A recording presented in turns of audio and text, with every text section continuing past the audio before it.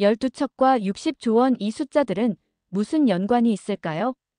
바로 세계에서 가장 긴 해안선을 가진 나라 캐나다와 관련 있는 단어들입니다. 그런 캐나다가 최근 북극 항로가 열리면서 크나큰 위기가 찾아왔는데요.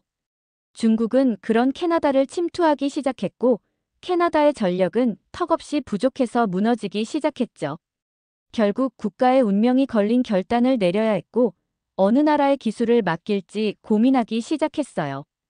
전 세계 강대국이 참여한 가운데 한국도 참가 의사를 비추니 사람들은 모두 비웃었습니다. 끝까지 살아남아 전 세계의 비웃음을 짓밟아버린 한국의 이야기는 무엇이었을까요? 영상을 보기 전 구독과 좋아요 눌러주시면 영상을 제작하는 데 있어 큰 힘이 됩니다. 제가 캐나다 국방부 조달청에서 25년간 일해온 키미 윌리엄스입니다. 평생 군사장비 조달 업무만 해왔는데 인생 마지막 큰 프로젝트를 맡게 됐어요. 그런데 이게 정말 상상도 못한 일이 벌어졌습니다. 2023년 말 러시아와 중국 잠수함들이 우리 캐나다 영해로 들어오기 시작했어요.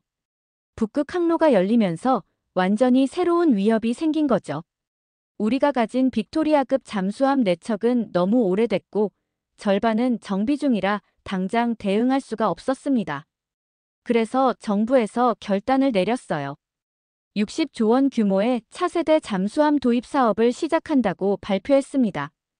이름하여 CPSP 프로젝트죠. 제가 이 프로젝트 총괄 책임자로 임명됐어요. 25년 경력의 마지막 큰일이 되는 셈이었습니다. 조건은 까다로웠어요. 북극 바다에서 21일 이상 무보급으로 작전해야 하고 수심 300m 이상 잠수가 가능해야 했습니다. 완전 무음 상태로 작전할 수 있는 AIP 시스템도 필요했고요. 승조원은 10명 이하여야 했어요. 북극의 혹독한 환경에서 장기간 버틸 수 있는 잠수함이 필요했던 거죠. 세계 각국이 참여 의사를 밝혔습니다. 일본, 독일, 프랑스, 스웨덴까지 쟁쟁한 나라들이었어요. 그런데 신청서를 검토하다 보니 한국도 들어있더라고요. 솔직히 처음엔 의외였습니다. 한국이 잠수함을 만든다는 건 알고 있었지만 이런 고난이도 프로젝트에 참여할 줄은 몰랐거든요. 남편도 전직 해군이라 이 일에 관심이 많았어요. 저녁 식사 때마다 이야기하곤 했는데 남편은 당연히 일본이 될 거라고 했습니다. 동료들도 마찬가지였어요. 독일 아니면 일본, 이 두 나라 중 하나는 확실하다는 분위기였죠. 한국에 대해서는 다들 비슷한 반응이었어요. 기술력은 나쁘지 않지만 아직은 좀 부족하지 않겠냐는 거였습니다. 제가 25년간 이 업계에 있으면서 봐온 한국은 항상 뒤따라가는 입장이었거든요.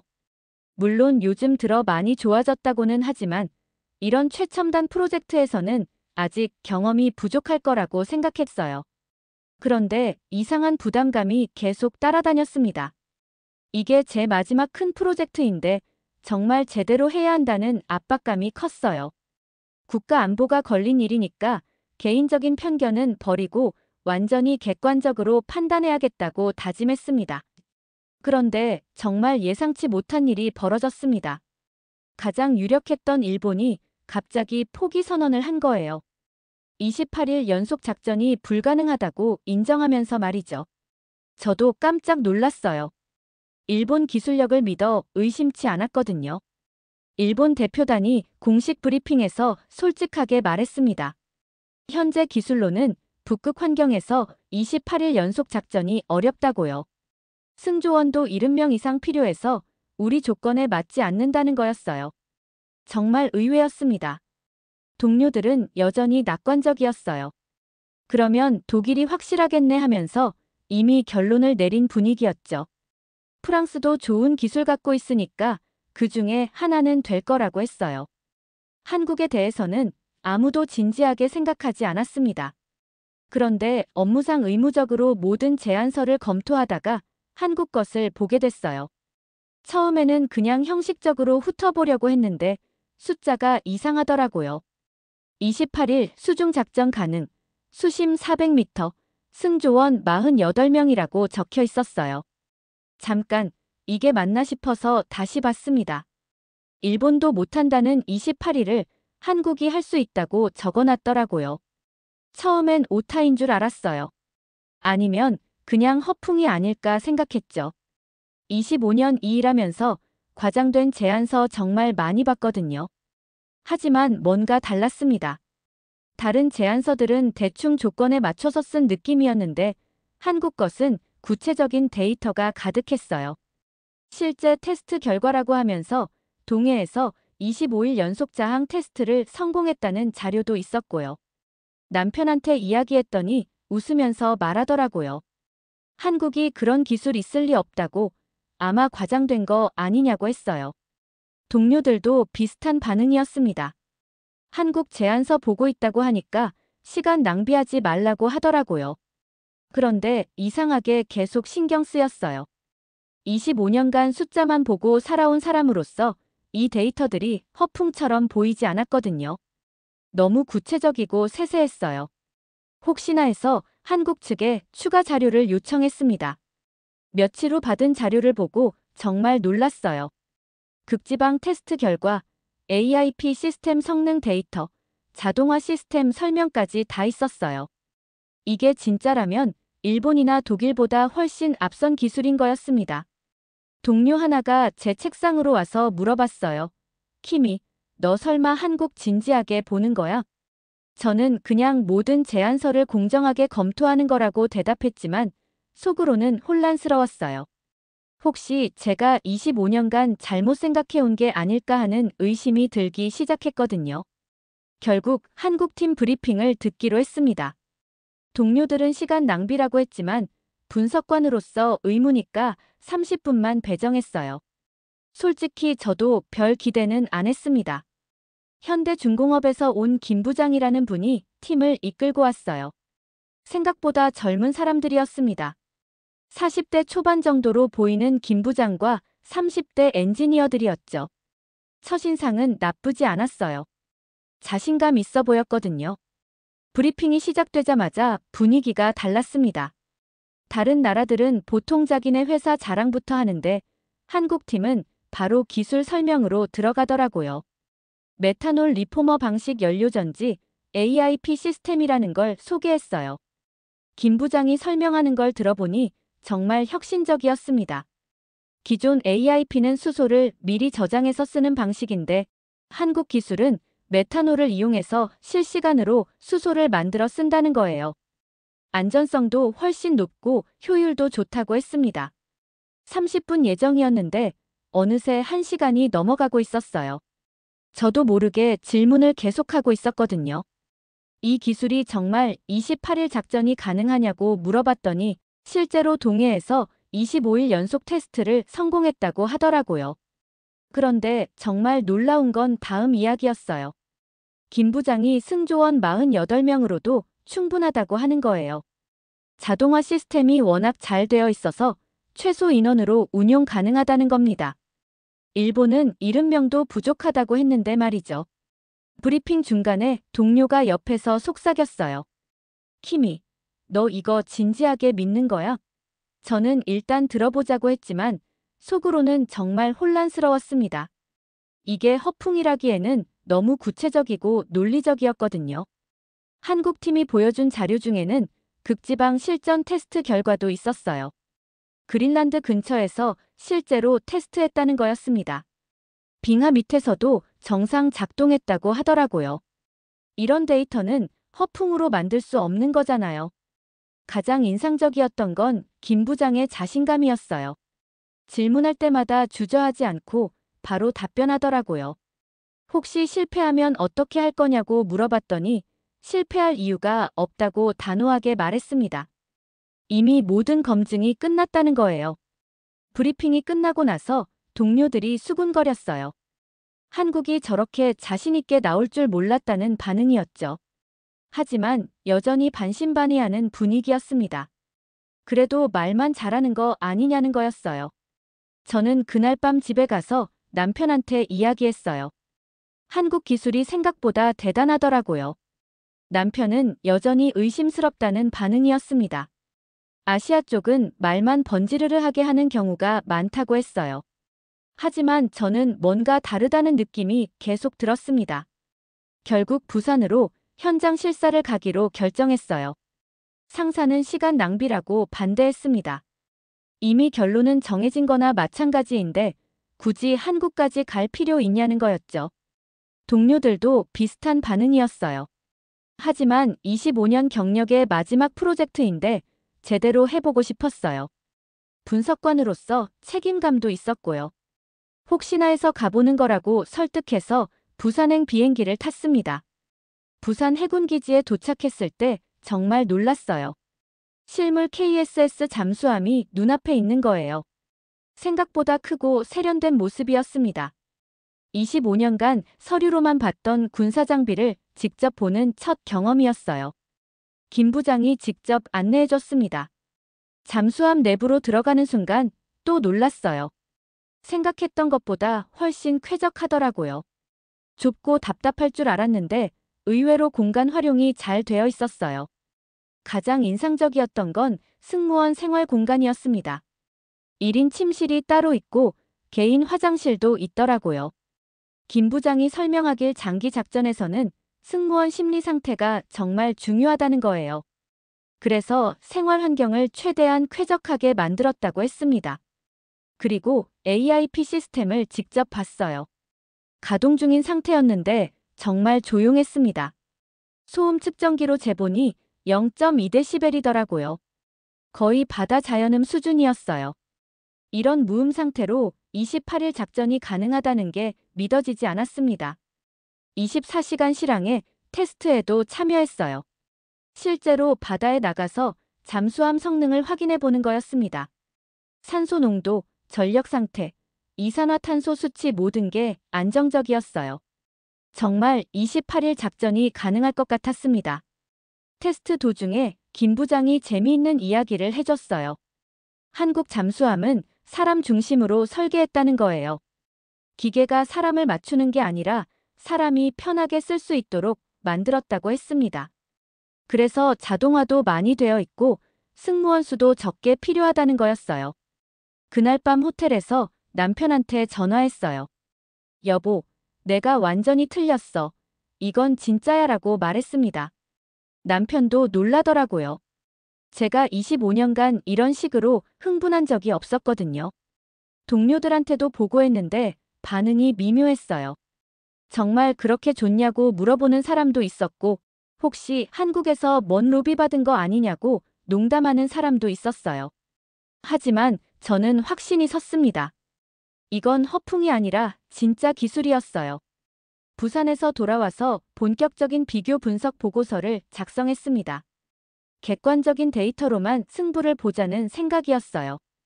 25년 경력으로 이런 보고서는 수없이 써봤지만 이번엔 정말 신중했습니다. 국가 운명이 걸린 일이니까요. 혹시라도 놓친 부분이 있을까봐 밤낮으로 검토했어요. 결과는 충격적이었어요. 한국이 모든 면에서 압도적이었습니다. 작전 지속 시간은 한국 28일, 일본 7일이었어요. 잠수 깊이도 한국 400m, 독일 250m였고요. 승조원 수는 한국 48명, 독일 65명이었습니다. 이런 차이가 날 줄은 정말 몰랐어요. 같은 잠수함인데 이렇게 성능 차이가 클 수 있나 싶었거든요. 가장 놀라운 건 생활 환경이었어요. 다른 나라들은 여전히 두세 명이 한 방을 쓰는데 한국은 1인 개인실을 제공했습니다. 장기 작전에서 승무원 스트레스 관리가 얼마나 중요한지 아는 사람으로서 이건 정말 혁신적이었어요. 28일 동안 정신 건강을 유지하려면 개인 공간이 필수거든요. 좁은 공간에서 오래 있으면 사람이 미쳐버려요. 보고서를 동료들에게 돌렸더니 반응이 가관이었습니다. 키미, 너 한국에서 뭔 로비 받았냐는 말까지 나오더라고요. 25년간 쌓아온 신뢰가 한순간에 의심받는 기분이었어요. 정말 서운했습니다. 제가 언제 사적인 감정으로 일한 적이 있나요? 평생 숫자와 데이터만 보고 살아온 사람인데 말이에요. 상사도 곤란해했어요. 이 보고서대로라면 한국을 선택해야 하는데 정치적으로 부담스럽다는 거였죠. 나토 동맹국들 제쳐두고 한국을 선택하면 외교적 문제가 생길 수 있다고 했어요. 기술보다 정치가 우선이라는 식이었죠. 하지만 저는 분석관이지 정치인이 아니잖아요. 점심시간에 동료들이 수군거리는 소리가 들렸어요. 키미가 요즘 이상하다. 한국에 완전히 빠진 것 같다는 이야기였죠. 정말 속상했습니다. 제가 25년간 한 번도 사적인 감정으로 일한 적이 없는데 말이에요. 데이터만 보고 판단하는 게 제 스타일이었거든요. 그런데 이제 와서 편파적이라고 하니까 정말 억울했어요. 남편도 걱정했어요. 너무 한국 편을 들면 나중에 문제될 수 있다고 조언했습니다. 안전하게 독일이나 프랑스 선택하는 게 어떻겠냐는 거였어요. 하지만 저는 분석관으로서 양심이 있었습니다. 틀린 걸 맞다고 할 수는 없잖아요. 그럼 제가 뭐하러 25년 동안 이 일을 했겠어요? 그날 밤 혼자 고민했어요. 내가 미쳤나 아니면 다른 사람들이 편견에 눈이 멀었나 하고 말이죠. 데이터는 명확했는데 주변 사람들은 받아들이려 하지 않았어요. 정말 외로웠습니다. 혼자서 온 세상과 싸우는 기분이었거든요. 하지만 제 양심은 분명했어요. 마침내 결심했어요. 25년 경력의 마지막 프로젝트에서 타협하고 싶지 않았습니다. 설령 동료들이 저를 이상하게 봐도 제 양심에 따라 한국을 추천하기로 했어요. 숫자는 거짓말을 하지 않는다는 게 제 신념이었거든요. 최종 검증을 위해 72시간 실전 시뮬레이션 테스트를 실시했습니다. 독일, 프랑스, 한국이 참여했어요. 무보급, 무통신 상태에서 극한 환경을 재현하는 테스트였습니다. 정말 마지막 기회였어요. 이 테스트 결과로 모든 게 결정되는 거였죠. 제 25년 경력도 여기서 판가름 날 상황이었어요. 테스트 조건은 까다로웠습니다. 침수 상황, 화재 발생, 전력장애, 적추적 상황까지 모든 비상사태를 가정했어요. 승무원들의 심리 상태와 체력도 지속적으로 모니터링했습니다. 실제 북극 작전에서 일어날 수 있는 모든 상황을 시뮬레이션으로 구현한 거였어요. 정말 혹독한 테스트였죠. 첫날부터 차이가 났어요. 독일 팀은 승무원들이 스트레스를 많이 받는 모습이었습니다. 좁은 공간에 많은 인원이 있다 보니 갈등도 생기더라고요. 프랑스도 비슷했어요. 2일째부터 승무원들이 지치기 시작했습니다. 개인 공간이 부족하니까 짜증도 늘어나고요. 사람이 짐승이 아닌데 어떻게 그런 환경에서 28일을 버티겠어요. 반면 한국팀은 여유로웠어요. 개인 공간이 보장되니까 승무원들이 스트레스를 덜 받는 것 같았습니다. 자동화 시스템 덕분에 작업량도 적었고요. 정말 차이가 확연했어요. 같은 조건인데도 한국 승무원들은 마치 평상시처럼 편안해 보였어요.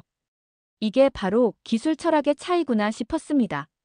36시간 지점에서 독일이 먼저 포기했습니다. 승무원 피로도가 한계치를 넘었다는 거였어요. 프랑스도 30시간 만에 중단했습니다. 전력 관리에 문제가 생겼다고 하더라고요. 역시 28일 작전은 쉬운 게 아니구나 생각했어요. 하지만 한국은 아직 여유가 있어 보였어요. 한국은 끝까지 버텼어요. 72시간 내내 모든 시스템이 정상 작동했습니다. 승무원들도 컨디션이 양호했고요. 침수 테스트, 화재 대응, 적 회피 기동 모든 걸 완벽하게 해냈어요. 정말 대단했습니다. 이 정도면 28일은 물론 그 이상도 가능할 것 같았어요. 다른 나라들과 차원이 달랐거든요. 테스트를 지켜본 해군 제독이 저에게 말하더라고요. 이건 무기가 아니라 생명 유지 시스템 같다고요.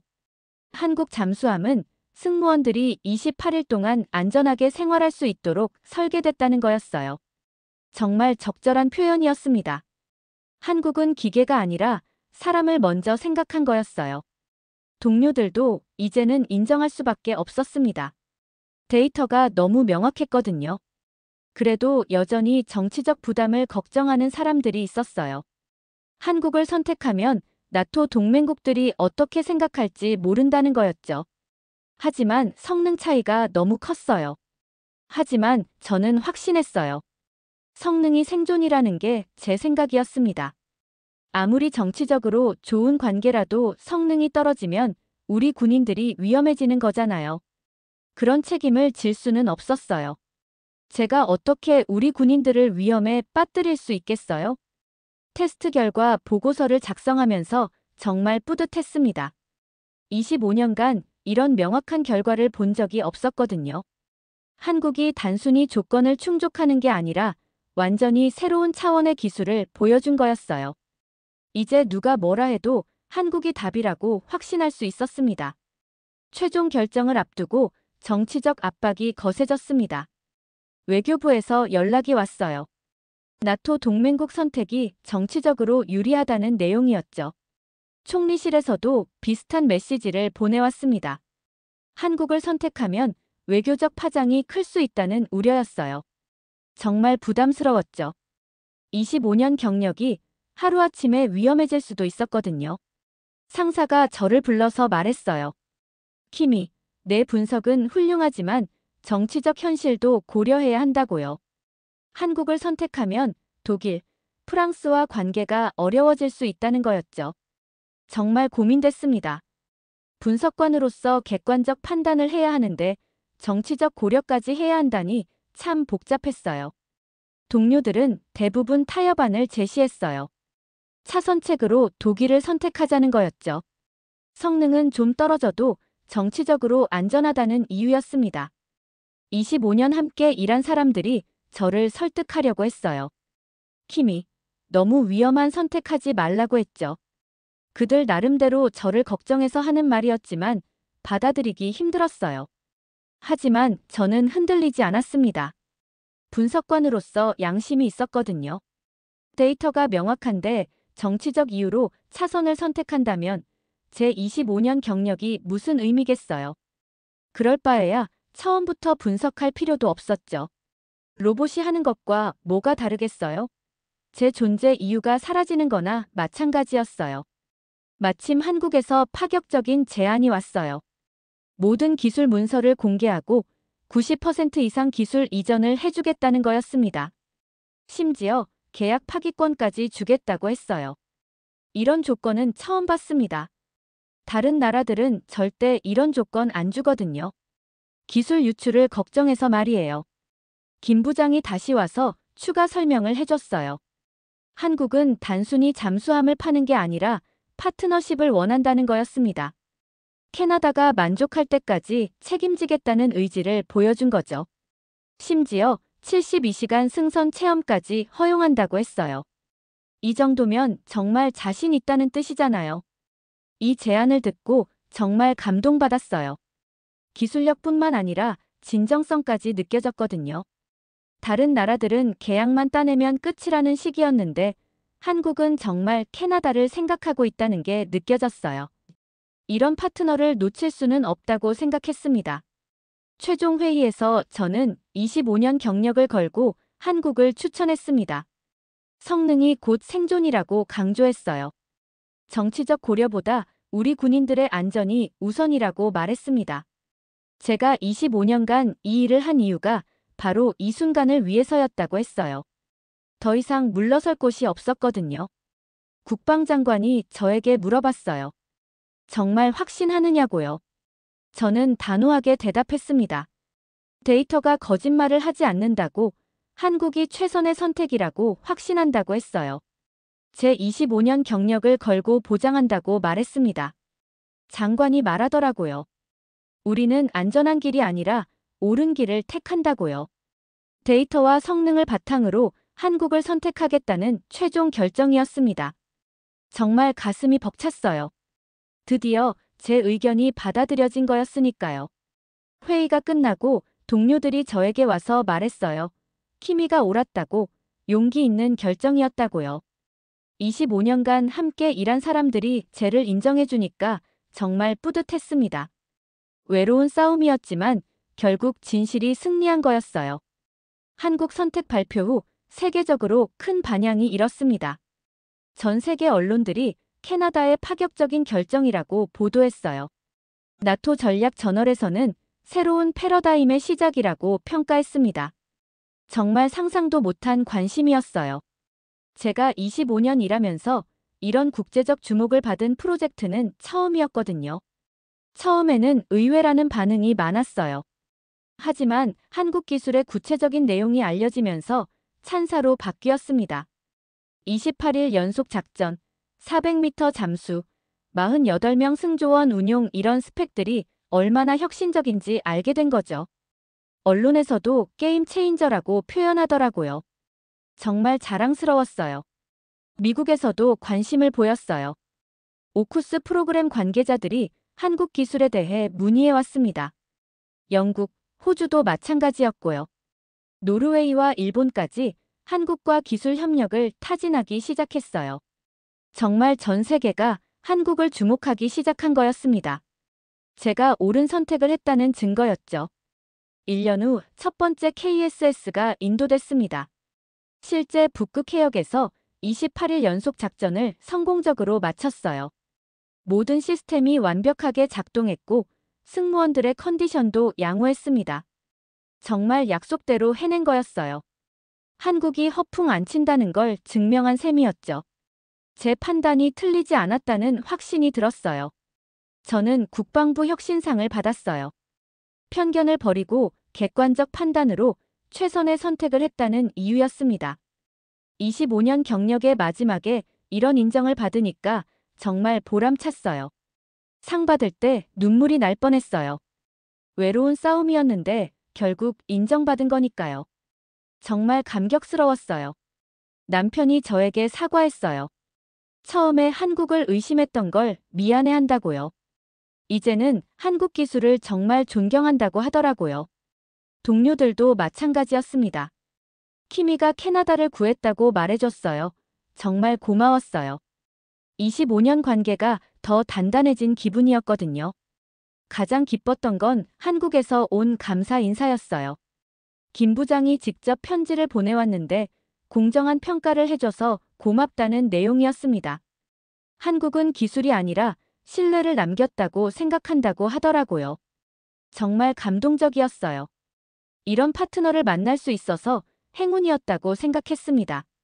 지금 KSS 설계가 세계 잠수함의 새로운 표준이 되고 있어요. 인간 중심 설계, 장기 작전 능력, 자동화 시스템 이런 개념들이 업계 전체에 영향을 주고 있습니다.